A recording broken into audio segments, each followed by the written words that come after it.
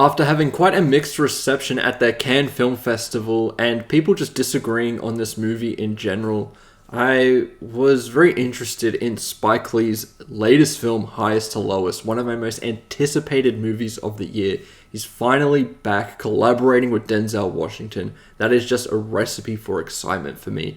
And I have quite a few thoughts about this one, so let's get into it. You let him go, I make sure you set free. It's too late for all that. It's never too late. I'm not God no more, nigga. I am. Firstly, I have to say I'm a huge fan of Spike Lee, and whenever he has a new project, I'm always there for it. Some of his previous stuff, like Malcolm X and Do the Right Thing, are just excellent movies that I just adore so much. And even his contemporary films like BlacKkKlansman and his most recent film, Da 5 Bloods, were movies that I absolutely adore, with his previous Da 5 Bloods being a film that I had a massive poster for signed by Spike Lee that used to be in the backdrop of my videos, and I'm hoping to have a really nice display for it at some point. But anyway, I digress. Him working with Denzel Washington once again for Highest to Lowest is just all I need to be there day one for this. Unfortunately, Highest to Lowest is one of the most heartbreaking films that I've seen in quite some time. This film is a tale of two halves, with the second half of this movie being far superior than the first half. I think the film finds its focus. I think Spike Lee's style shines through. The performances really mesh well with Spike's direction, and it all comes together nicely enough to make something serviceable and almost redeem what came before. There are moments in this I really liked, such as many of the sequences with Denzel Washington and A$AP Rocky. When these two are working alongside each other, they actually do a really excellent job. They have a lot of great chemistry on set here, and they worked together really well to create some electric scenes. I think the sequence in the studio is the shining star moment of this movie, where everything comes together really nicely and feels compelling. There's an interesting moral dilemma at the center of this as well, as the protagonist, played by Denzel Washington, is thrust in a situation where he had to give up a lot of money to perhaps rescue his son, and then suddenly the situation shifts and he now has to perhaps make a choice whether he wants to give up the money and be generous to a different cause, which doesn't really align with his own selfish needs as much. And him being put in that situation and facing that dilemma is interesting. I think him and Jeffrey Wright are also quite great together too. Jeffrey Wright, I think, is also someone who is excellent in pretty much every movie he does, and he does pretty good in this as a whole. Also, the original music in this, performed mostly by A$AP Rocky, is excellent. Trunks is one of my favorite original songs in a film this year. I just love it so much. However, the first hour of this film is abhorrent filmmaking, and there's nothing that you could say that could convince me otherwise. A lot of people were upset that this film didn't get a full theatrical release, and I was one of those people as well. I had to wait for this to release on Apple to watch it, which I found really disappointing.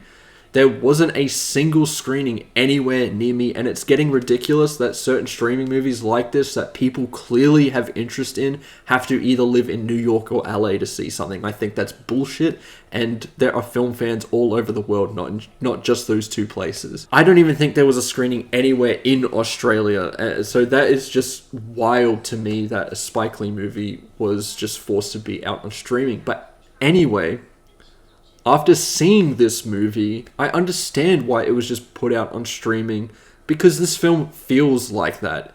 The first hour of this doesn't feel cinematic or interesting at all. You have Matthew Libatique as a cinematographer in this movie, a DP with immense talent. This guy just filmed Maestro a couple of years ago, and say what you want about that movie, the film looks fucking incredible. And I was hoping for some of that visual language to come through in Highest to Lowest, and it doesn't whatsoever in that first hour. There are moments and scenes in this that feel like they were blocked and edited like an NBA 2K My Career cutscene, and that is not a good thing, because fuck, they are corny and terrible, and scenes in this movie feel like that. And that is such a shame to say about a Spike Lee movie, because I think that this film wastes so many people's talents, from Spike Lee himself to Denzel Washington, Jeffrey Wright, Matthew Libatique, so many people who have done so much better previously have created something here that does not work and feels so unlike all of these people. And that's just such a shame to me and breaks my heart as someone who really wanted this to work and be one of my favorite movies of the year.